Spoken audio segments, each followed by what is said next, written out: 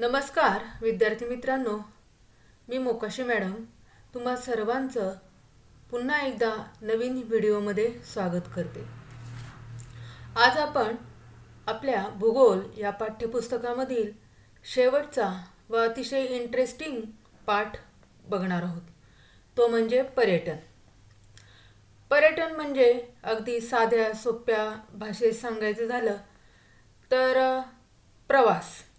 आणि मला वाटतं आपल्या सर्वांनाच प्रवास करायला खूप आवडतं। प्रवासाअंतर्गत आपण विविध ठिकाणांना भेटी देत असतो आणि हेच डोळ्यासमोर ठेवून आज आपण पर्यटन म्हणजे काय, पर्यटनाचे प्रकार कोणकोणते आहेत, भारतातील पर्यटन विकासाचे महत्त्व याचा आपण अभ्यास करणार आहोत। चला तर मग करूया सुरुवात। भूगोल इयत्ता 9वी प्रकरण 12वे पर्यटन। सांगा पाहू, या सदराखाली आपल्याला एक उपक्रम दिलेला आहे, तो आपण आधी सोडूयात। यामध्ये तुम्हाला तुमच्या कुटुंबाच्या समवेत काही दिवस फिरायला जायचे आहे। त्यासाठी तुमच्या आवडत्या ठिकाणांची यादी करायची आहे व यादी करून झाल्यानंतर यादीचे खाली दिलेल्या वर्गीकरणानुसार तुम्ही लिहिलेली ठिकाणे योग्य त्या गटामध्ये लिहायची आहेत। ठीक आहे, आलं लक्षात? मग यादी तयार झाल्यावर खाली दिलेल्या वर्गीकरणानुसार तुम्ही लिहिलेली ठिकाणे योग्य त्या गटात लिहायची। उदाहरणार्थ समुद्र किनाऱ्यालगतची ठिकाणे, ऐतिहासिक ठिकाणे, अभयारण्ये व राष्ट्रीय उद्याने, थंड हवेची ठिकाणे, धार्मिक ठिकाणे, उदाहरणार्थ नाशिक, पुणे, चांदोली, कर्नाळा, माथेरान, शिर्डी, महाबळेश्वर, पंढरपूर, अलिबाग, मालवण असे 15 नावे तुम्ही लिहू शकता। आता मी सांगितलेल्या ठिकाणांचे योग्य त्या गटात वर्गीकरण करणार आहे, ते लक्षपूर्वक तुम्ही ऐकायचं आहे। उदाहरणार्थ यामधील अलिबाग, गुहागर हे कोकणात आहेत, यांना समुद्रकिनारा लाभलेला आहे, त्यामुळे ही समुद्र किनाऱ्यालगतची ठिकाणे आहेत। तर पुणे, रायगड ही ऐतिहासिक ठिकाणे आहेत, कारण पुण्यामध्ये शनिवार वाड्यासारखी प्रसिद्ध ऐतिहासिक वास्तू या ठिकाणी आहे। तर रायगड जिल्ह्यात प्रसिद्ध असा शिवकालीन रायगडचा किल्ला आहे। तर सांगली जिल्ह्यामधील व शिराळा तालुक्यातील चांदोली हे राष्ट्रीय उद्यान आहे।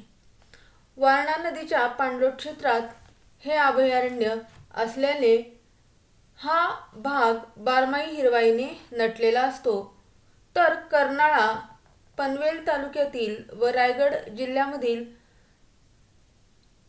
हे एक ठिकाण आहे आणि या ठिकाणी पक्ष्यांचं अभयारण्य असलेलं आपल्याला माहीत आहे। तर आपल्या सर्वांचेच माहितीचे व आवडीची थंड हवेची ठिकाणं म्हणजे माथेरान व महाबळेश्वर। तर धार्मिक स्थळे शिर्डी, पंढरपूर ही आहेत।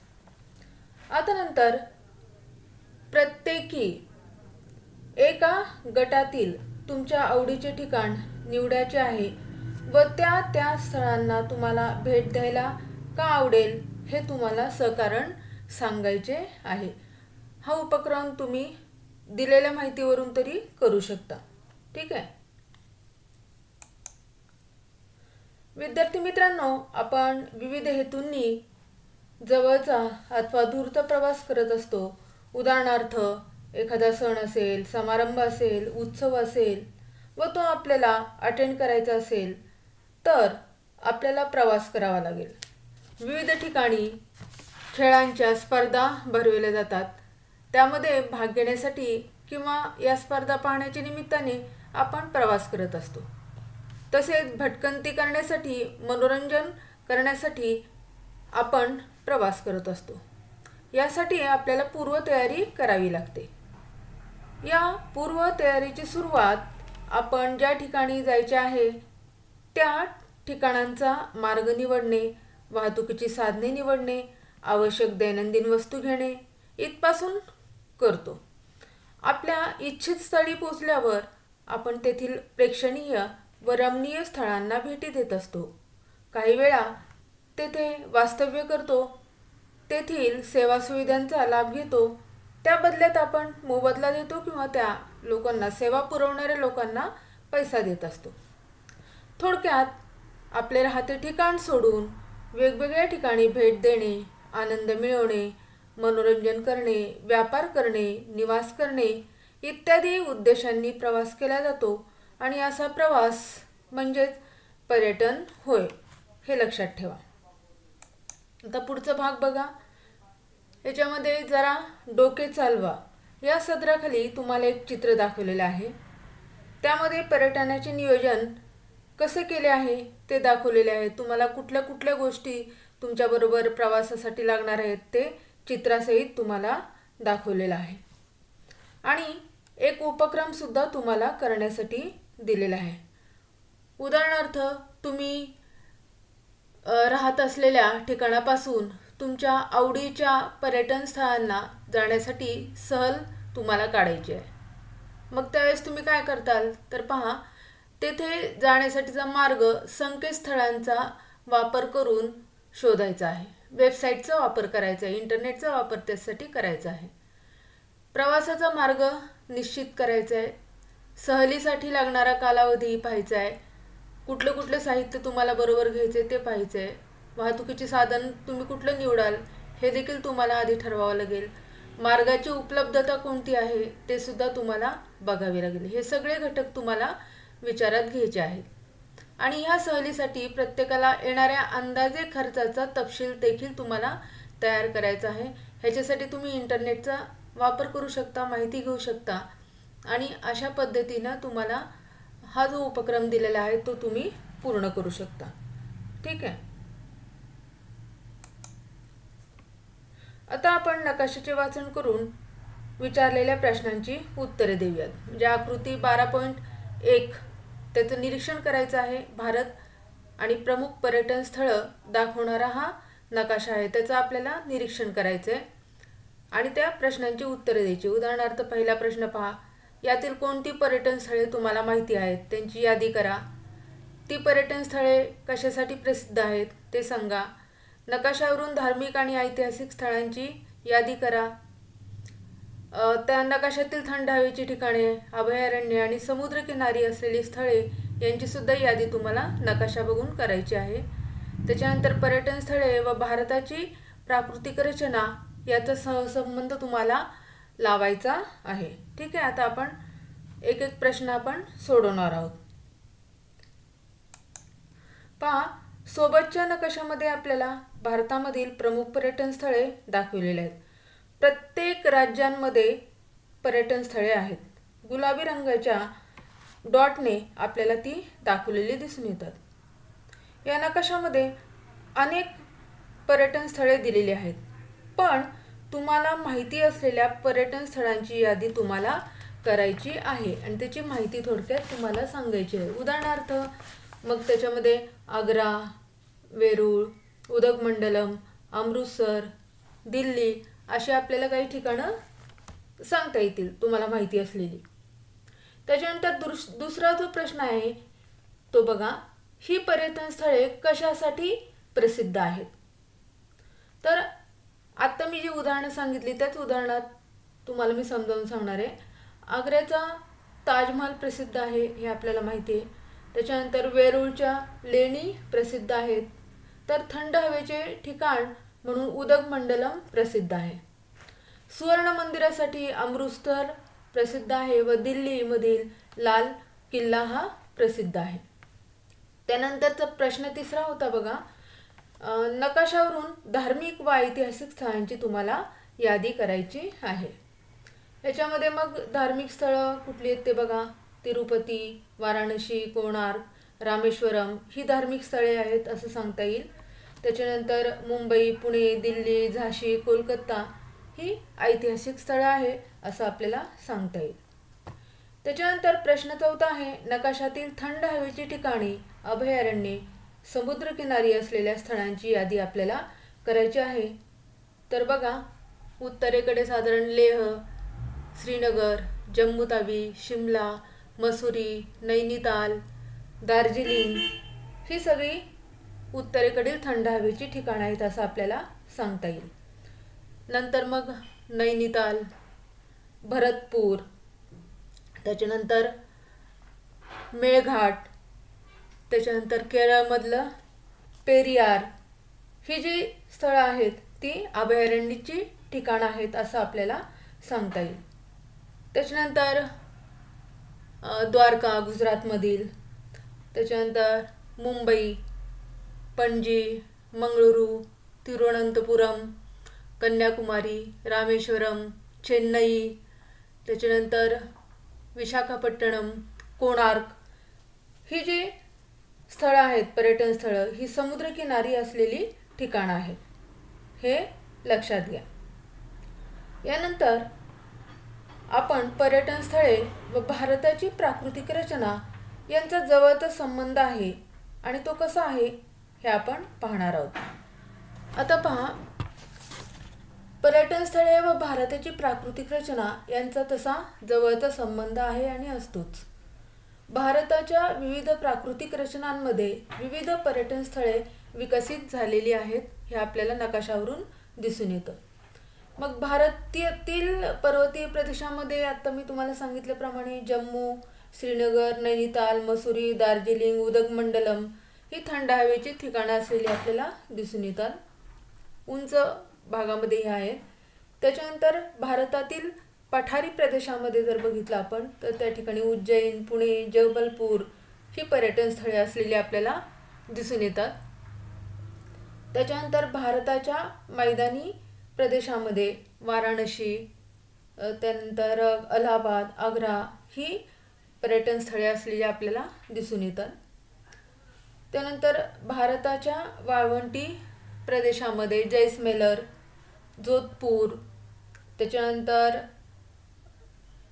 अजमेर ही जी आहेत ती पर्यटन स्थळं आहेत. भारताच्या किनारी प्रदेशामध्ये मग मुंबई, मगाशी मी सांगितल्याप्रमाणे पणजी, मंगळुरू, कन्याकुमारी, चेन्नई ही पर्यटन स्थळे असल्या आपल्याला दिसून येते. ठीक आहे, मला वाटतं नकाशा हा तुम्हाला व्यवस्थित समजला असेल. तुम्ही नकाशावर आपल्याला जे काही प्रश्न विचारलेले आहेत ते नकाशाचं निरीक्षण करून त्याची उत्तरं तुम्ही लिहू शकता. ठीक आहे, हे दिलेल्या नकाशावरून व नकाशा वाचनावरून आपल्या लक्षात येते की नकाशात दिलेली जी ठिकाणे आहेत ती वेगवेगळ्या कारणांनी प्रसिद्ध असलेली आपल्याला दिसून येतात आणि त्याच्यासाठी ती नावारूपाला आलेली आहे हेही आपल्या लक्षात येतं. उदाहरणार्थ त्या त्या ठिकाणांचे निसर्ग सौंदर्य, आल्हाददायी हवामान, रमणीय दृश्य, गरम पाण्याचे झरे, सागर किनारं, ऐतिहासिक वास्तू, शिल्पकला, धार्मिक स्थळं, अभयारण्य इत्यादींसाठी हे ठिकाणं प्रसिद्ध असलेलं आपल्याला दिसून येतं आणि हेच पर्यटकांचं मुख्य आकर्षण आहे असं देखील आपल्या लक्षात येतं. आता आपण पर्यटनाचे प्रकार पाहणार आहोत.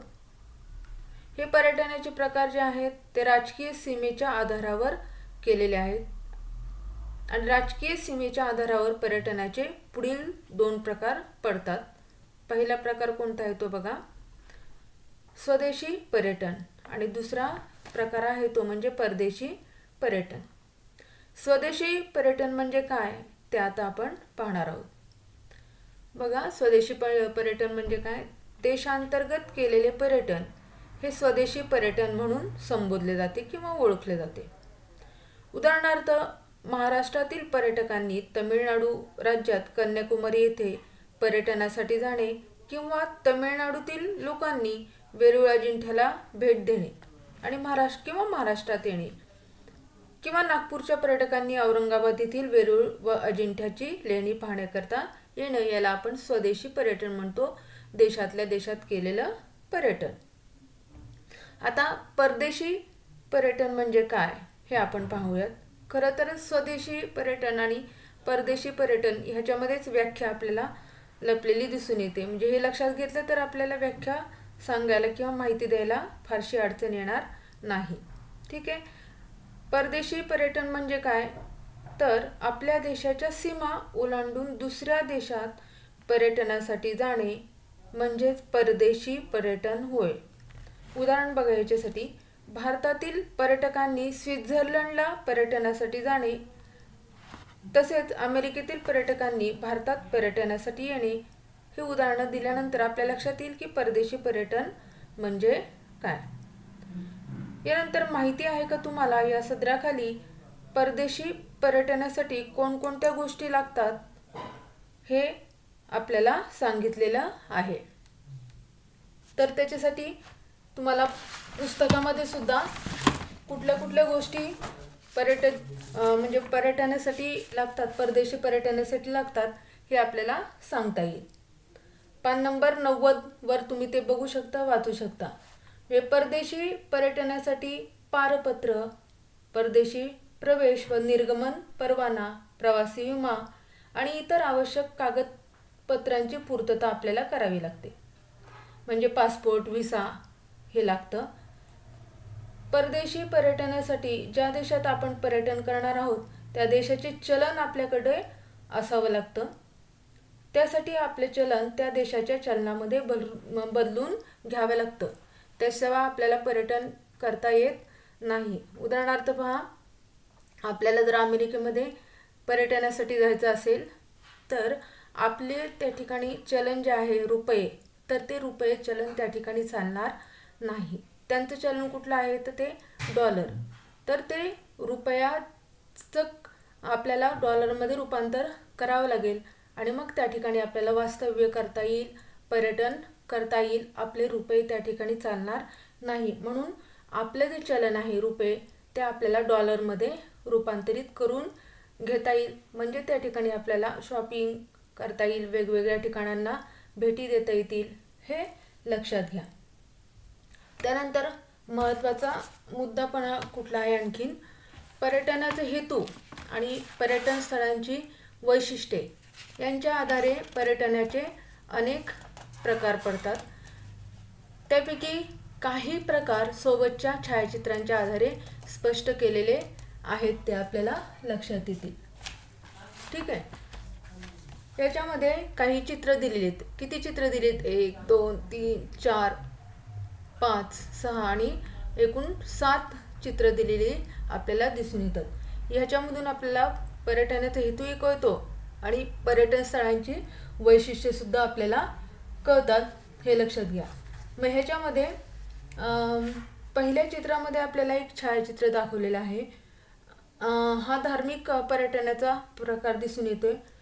आपण म्हणजे यात्रा आहे या ठिकाणी, तर यात्रेच्या निमित्ताने आपण आपल्या गावाकडे जातो असतो किंवा दुसरीकडे जात असतो, त्यावेळेस जे पर्यटन करतो ते आपण धार्मिक पर्यटन असतं, त्याला यात्रा हे काय दिलेलं आहे या ठिकाणी उदाहरण दिलेलं आपल्याला दिसून येतं. दुसऱ्या चित्रामध्ये अभयारण्य दाखवलेलं आहे.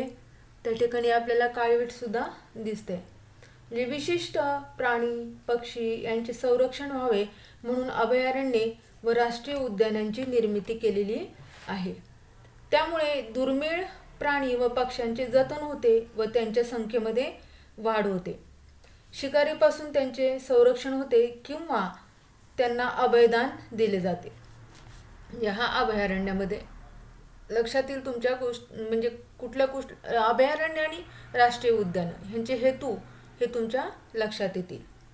ठीक आहे. तिसरं चित्र आहे ते म्हणजे जंगलामधील भटकंती. याचा अनुभव काही विद्यार्थ्यांनी तर घेतला असेलच. यानंतरच्या चित्रात समुद्र पर्यटन दाखवलेलं आपल्याला दिसून येतं. पुढच्या चित्रामध्ये आरोग्यविषयक पर्यटन दाखवले आहे. या पर्यटनाविषयी आपण पुढील व्हिडिओमध्ये माहिती पाहणार आहोत. नंतरचे जे चित्र दाखवलेले आहे ते स्केटिंगचे दाखवलेले आहे. काही लोक बर्फामध्ये स्केटिंग करतायत आणि त्याचं साहसी खेळ असं त्याला म्हटलेलं आहे आणि ह्याच्यातून पर्यटनाचा प्रकार पुढे आलेला आहे. ठीक आहे. त्याच्यानंतर ह्याची आणखीन काही उदाहरणं द्यायची झाली तर आपल्याला सांगता येतील. ट्रेकिंग आहे, साहसी खेळामध्ये.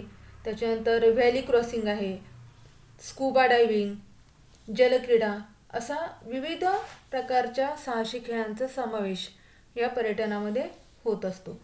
मग ज्या लोकांना साहसी खेळांची आवड आहे असे लोक हे पर्यटन करण्यासाठी उत्सुक असतात. आणि ज्या ठिकाणी ह्या सोयी उपलब्ध आहेत, आता उदाहरणार्थ रत्नागिरीमध्ये बऱ्याचशा साहसी खेळांचे सोयी उपलब्ध आहेत. तर त्या ठिकाणी ज्या ज्या लोकांना अशा साहसी खेळांची आवड आहे त्या ठिकाणी हे लोक पर्यटन करण्यासाठी जातात. आणि त्यातून हा साहसी खेळ हा म्हणजे पर्यटनासाठी काही काही जी ठिकाणं आहेत, स्थळं आहेत ती पुढे आलेली आहेत आणि त्यातून ह्या पर्यटनाचा जन्म झालेला आहे असं आपल्याला सांगता येईल. शेवटचं जे पर्यटन आहे ते समुद्राखालील जीवसृष्टी, हा देखील अतिशय इंटरेस्टिंग असा पर्यटनाचा प्रकार आहे. तो शेवटच्या चित्रामध्ये दाखवलेला आपल्याला दिसून येतो. या ठिकाणी तुम्हाला साहसी खेळांचे चित्र दाखवलेले आहेत. ह्या पर्यटनामध्ये आपल्याला काही काही ठिकाणी ते पर्यटनामुळे पुढे म्हणजे ती ठिकाणं ह्या पर्यटनामुळे पुढे आलेली आहेत हे लक्षात घ्या. गिरिभ्रमण, गिरी म्हणजे पर्वत आणि भ्रमण म्हणजे भटकंती.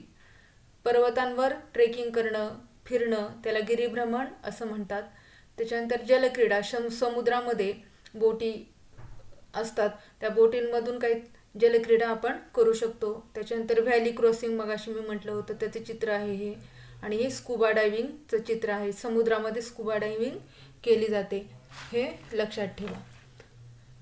यानंतर पुढील व्हिडिओमध्ये आपण पर्यटनासाठी GPS वापर, त्याचबरोबर पर्यटन विकासासाठी आवश्यक मुद्दे, पर्यटनाचे प्रकार, पर्यटनाचं महत्त्व, त्यानंतर पर्यटन व आर्थिक विकास, पर्यटन व पर्यावरणीय विकास, पर्यटन व आरोग्य, पर्यटन व सामाजिक विकास याचा आपण अभ्यास करणार आहोत.